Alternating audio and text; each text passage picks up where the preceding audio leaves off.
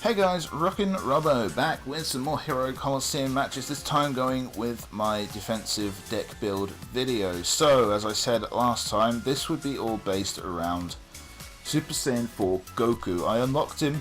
To be honest, initially I just used him because I love the Super Saiyan 4 design, and that's why I wanted to use him. But when you read a bit more into Goku, you see how good he is. So when you place him on the trigger square, which for me is usually back middle, you get 10% to his damage dealt, 20% to ultimate attack damage, and he does minus 10% damage dealt by all opponents on the field. And this is repeatable, so he can keep doing this every turn, which is what makes him such an amazing figure. And I'm surprised we don't see more of him online. I know some people don't use him because they get the other version, which I've heard is not as good. I only have this one, but I wouldn't want the other one because this one's awesome. So I put the up back skills on just because of the deck he was in at the time, and it was actually quite a quick deck, so I could put those back skills on and leave him a bit exposed with the defense up back on. He won't have those up in this defense deck, he will have up second skills, but that's his role, is mainly to be a bit annoying, I suppose. That's I suppose the goal of 90% of this deck. But now, he's been a very influential figure in many games for me. So after Goku, the next figure I wanted. Now, to be honest, this was the Vados I used, mostly because I only had this one. I mean, as you can see, I've got 3 copies of it, so I did use that one. But with the option, I would obviously use this one because it's a lot slower and it has much better defense. Doesn't do as much damage, but she's not there to do the damage for me. She's there to tank it and to ensure that my other figures tank it as well. Now, Vados is, I don't even need to tell you how good she is. She plays on the trigger square for 30% to minus 30% attack to all opponents on the field. That is just insane. There is nothing that comes close to that.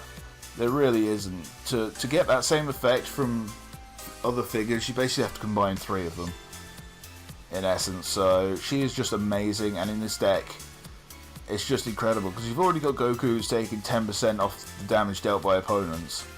It's crazy. So she was just an obvious pick for the next one. The third member of this deck was Gogeta. As you can see, a bit of a theme here. They have a lot of health but can still hit back for reasonable damage. So you place on trigger square, 20% damage to your 20% bonus to your damage dealt and to damage taken by opponents if you go first, which will very rarely be a thing for this deck. It's what is the other half of his ability. So on the flip side, minus 20% damage to your damage taken and minus 10% damage dealt by opponents if you go second. That's what makes him such a good addition to the deck, because you've got that minus 20% damage taken and minus damage 10% dealt. Now you combine that with Goku, who's doing his minus 10% damage dealt, and the Vados, who's taking 30% off their attack, and they are doing absolutely no damage to you. There is literally nothing they can do. The only thing they can really do is double up down the center and try and wipe out your Gogeta, because they're not going to really do much else to your other figures. So that's just a nasty combo right there. In a lot of games with this deck that I used, I very rarely lost a figure because those 3 just tore through teams. I really didn't care about the left hand side. That got left empty for most of the game. It really wasn't a concern, because even if they started hitting that, Vados, minus 30%, didn't matter. So she really just elevated this deck to a new level. I mean, there's other figures that you could use. I mean, Whis, prior to that, Whis would have been the one I'd have used, and you kind of get the same effect, but you don't at the same time. Plus, Vados means that when they're hitting your master, they're getting a disadvantage, whereas Whis, they don't. Fourth member of this deck. Now, the fourth member of this deck was kind of a tough choice because there wasn't quite as much option as there is now. So, I mean, you've obviously got ones like Super Saiyan God, Vegeta here, who may have made it in because of the damage he could do. I believe at the time it was Team Gohan that I put in there. I believe at the time that was the figure I went with. Mostly because of his insane attack and his passive, making him stronger as the game went on. Plus he wasn't that fast, so that when I throw him down with Gogeta and Goku, they still weren't usually outspeeding, because that's still only about 6,000 speed altogether with those three. When you had Vados and him though, that became a problem because you're already at 6.5 with just them two. Gohan placed on a trigger square 500 to your attack and 350 to your defense, so in a few turns he can actually become a bit of a frontliner.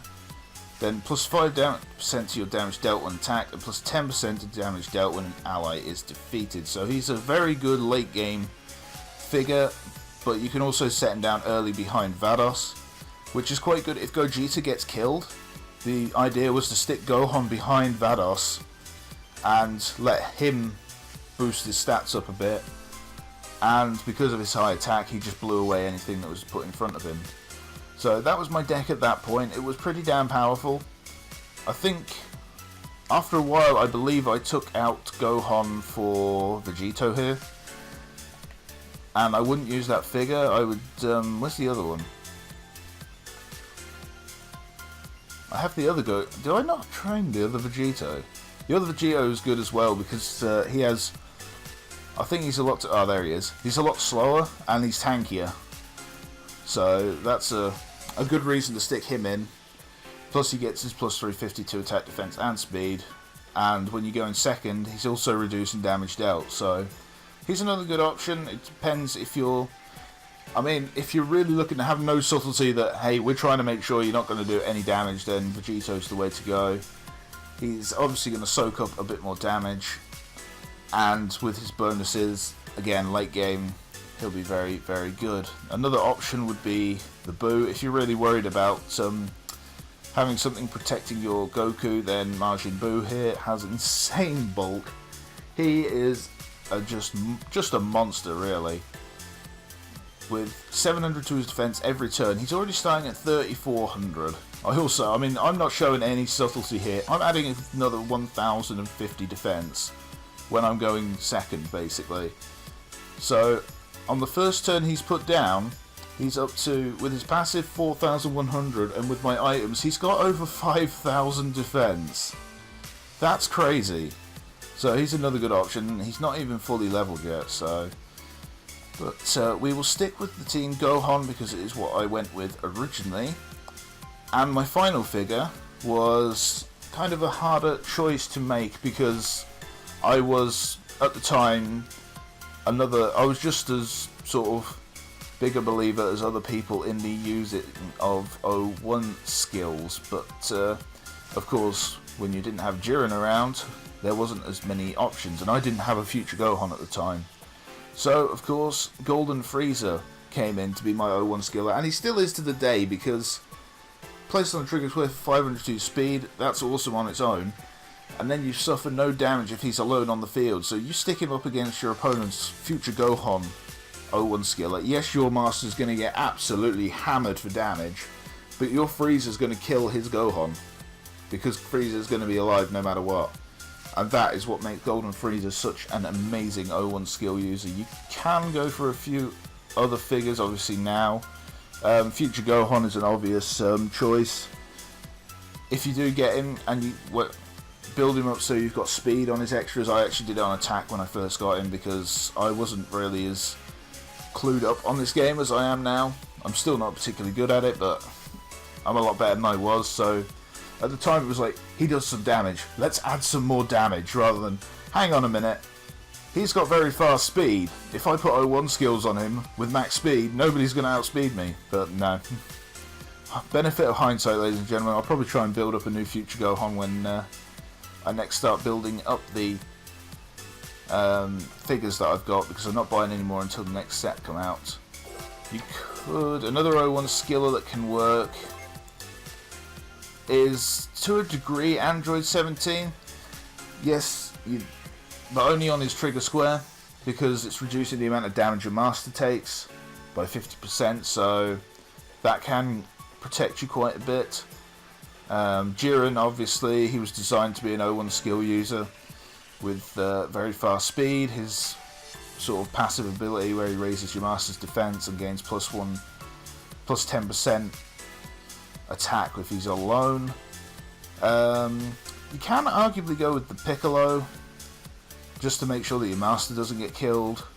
Or obviously, one of my favourite ones at the minute to go was the O1 skills is Future Trunks, because his speed is insane.